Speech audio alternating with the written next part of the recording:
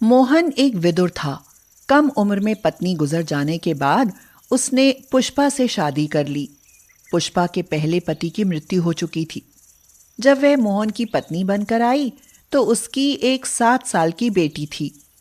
मोहन उसकी बेटी को बिल्कुल पसंद नहीं करता था। उर्मी, सुन, यहाँ क्या कर रही थी? पापा, मैं यहाँ अपनी चप्पल ढूंढने आई थी। चप्पल ढूंढने आई थी? भाग यहाँ से। और सुन, मुझे पापा कहने की कोई जरूरत नहीं है। मर गया है तेरा बाप। आप ये कैसी बातें करते हैं? अगर ये आपकी बेटी होती तो क्या मैं भी उसे यही कहती कि तेरी माँ मर गई है?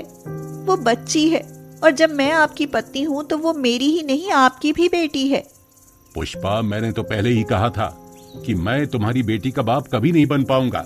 उसे देखकर मुझे नफरत होती है, नफरत। पुष्पा उर्मी को लेकर दूसरे कमरे में चली गई।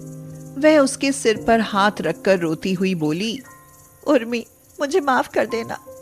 लगता है तुम्हारी किस्मत में बाप का प्यार नहीं है। सगे बाप को भगवान ने अपने पास बुला लिया और सौतेले बाप को तुमसे नफरत है। मम्मी, पापा मुझे हमेशा डांटते रहते हैं, ना खाने देते हैं ना खेलने देते हैं। कल जब आप मंदिर गई थी ना, तो आंगन में जो कटहल का पेड़ है, पापा ने मुझे उस पेड़ से बांधकर मारा था। मोहन हमेशा उसके साथ ऐसा ही करता था। पुष्पा के इधर उधर होते ही वह उर्मी को मारता पीटता। दिन रात चिंता में घुलकर पुष्पा को टीबी हो गई और एक दिन वह भी भगवान को प्यारी हो गई। अब उर्मी और मोहन के अत्याचार। बेचारी जाए तो जाए कहां? उर्मी, सुन, खबरदार अगर खाने को हाथ लगाया तो हाथ तोड़ दूंगा। लेकिन पापा, मुझे भूख लगी है। अब तेरी माँ नहीं है जो तुझे मुझसे बचा लेगी। और बाहर जा, वहां आंगन में लेट। इस घर में तेरे लिए कोई जगह नहीं है। उर्मी बेचारी डर के मारे कटहल के पेड़ के नीचे लेट गई। वह भूखी थी। उसने कटहल के पेड़ से एक पकी हुई कटहल तोड़ी और खाकर बची हुई कटहल वहीं मिट्टी खोदकर दबा दी और फिर सो गई। अब वह ऐसे ही किया करती। बची हुई कटहल मिट्टी से निकालती और उसे धोकर खा लेती। जब मोहन कहीं बाहर चला जाता तो वह जल्दी से कुछ बनाकर खा लेती थी। कुछ दिनों बाद उसने देखा कि वहां कुछ कटहल के बीजों ने पौधों का रूप ले लिया था। उर्मी ने उन पौधों को अलग अलग रौंप दिया, जिनसे वो धीरे धीरे पेड़ बनने लगे। पुष्पा के गुजरने के बाद मोहन ने काम धंधा छोड़ दिया। अब वह पूरे दिन घर में पड़ा रहता। धीरे धीरे उसे शराब की लत लग गई। उर्मी अब 19 साल की हो गई थी। पापा, आखिर ऐसे कब तक चलेगा? मेरा तो ठीक है, लेकिन घर में आपके खाने के लिए भी कुछ नहीं है। आपने घर का सारा सामान बेच दिया है और अब तो आपकी तबीयत भी खराब रहने लगी है। मैं मर भी जाऊंगा तो क्या? तुझे तो आजादी मिल जाएगी ना। और मैं मरूं या जीऊं, तुझे क्या? तू मेरी कुछ नहीं लगती। आप मेरे पापा हैं और मैं सौतेली ही सही, लेकिन हूं तो आपकी बेटी ही ना। अरे जा तो अपने कमरे में, मुझे सोने दे। मुझे मेरे हाल पर छोड़ दे। भूखा नहीं मरूंगा। अभी मेरे पास एक बोतल बाकी है। खाली पेट शराब पीने से मोहन की तबीयत बिगड़ गई। उसे खून की उल्टी होने लगी। मोहन की ज्यादा बिगड़ती तबीयत देखकर उर्मी डर गई और किसी तरह उसे सरकारी अस्पताल ले गई। डॉक्टर साहब, मेरे पापा ठीक तो हैं ना? देखिए, कमजोरी बहुत है। हाथों में इन्फेक्शन के कारण जख्म हो गए हैं। डर है कहीं कैंसर ना हो जाए। अगर खाने पीने का ख्याल नहीं रखा गया तो कुछ भी हो सकता है। उस समय तो उर्मी मोहन को घर ले आई, लेकिन उनके स्वास्थ्य को लेकर वह चिंता करने लगी। उर्मी, आज तू मुझे अस्पताल लेकर गई। मैं तो तुझे बहुत प्रताड़ित करता था। पापा, आपके अलावा मेरा इस दुनिया में है कौन? अगर आपको कुछ हो गया तो मैं अकेली रह जाऊंगी।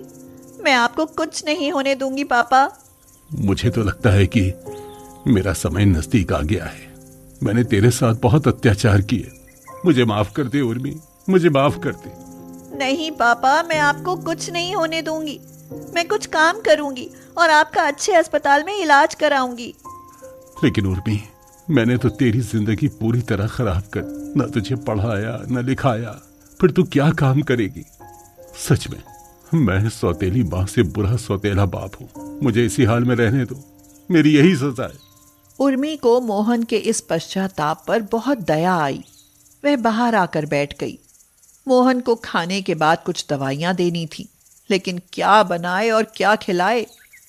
उर्मी की नजर उस पेड़ पर पड़ती है जिसकी टहनियां कटहल के वजन से झुकी हुई थीं। कई रातें उर्मी ने भूख में इस पेड़ की कटहल खाकर गुजारी थी। उसे कुछ विचार आया और वह झट से उठी और 4-5 कटहल तोड़कर वह बाजार में ले गई। उन्हें बेचकर जो पैसे मिले उनसे वह खाने का सामान ले आई। पापा लो, मैंने आपके लिए खिचड़ी बनाई है। लेकिन तुम्हारे पास पैसे कहाँ से आए? पापा, कटहल के पेड़ पर बहुत सारी कटहल लगी हुई थी। मैं उनमें से कुछ कटहल बाजार में बेच आई और उनसे जो पैसा मिला उनसे कुछ खाने का सामान ले आई। अभी तो बहुत कटहल हैं पापा, जब तक वो खत्म होंगी तब तक नए पेड़ों पर भी कटहल आ जाएंगी।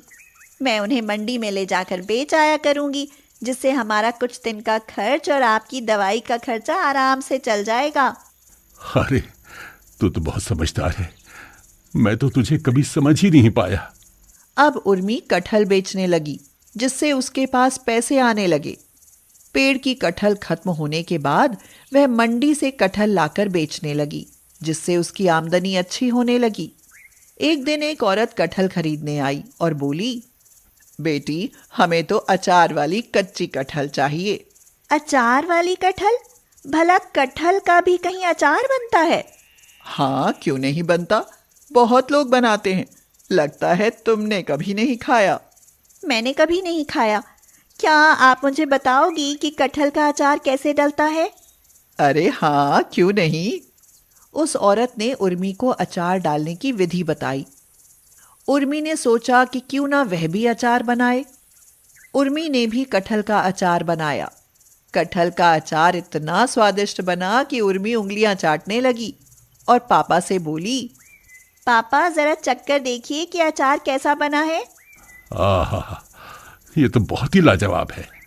अगले दिन उर्मी कटहल के साथ साथ अचार भी बेचने ले गई, लेकिन आज तो कटहल से ज्यादा अचार की बिक्री हुई और कमाई भी रोज से दोगुनी हो गई।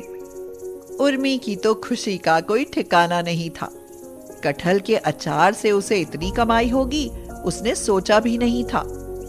अब तो उर्मी ने कटहल बेचना बंद किया और सारी कटहल का अचार बना लिया। अब वह रोज अचार बनाकर बेचने लगी।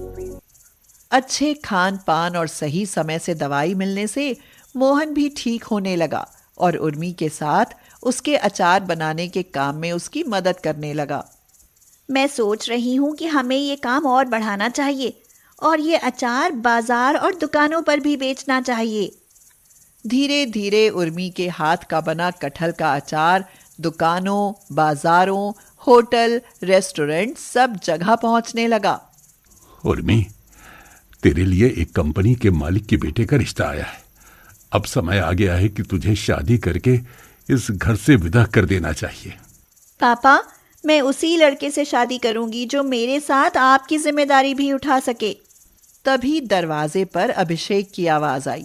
मैं तुम्हारे पापा और तुम्हारी दोनों की जिम्मेदारी उठाने के लिए तैयार हूँ। लेकिन आप मेरा नाम कैसे जानते हैं? तुम्हारे कटहल के अचार की सफलता ने तुम्हें कितना मशहूर कर दिया है, ये शायद तुम नहीं जानती। मैं तुमसे शादी करना चाहता हूँ उर्मी।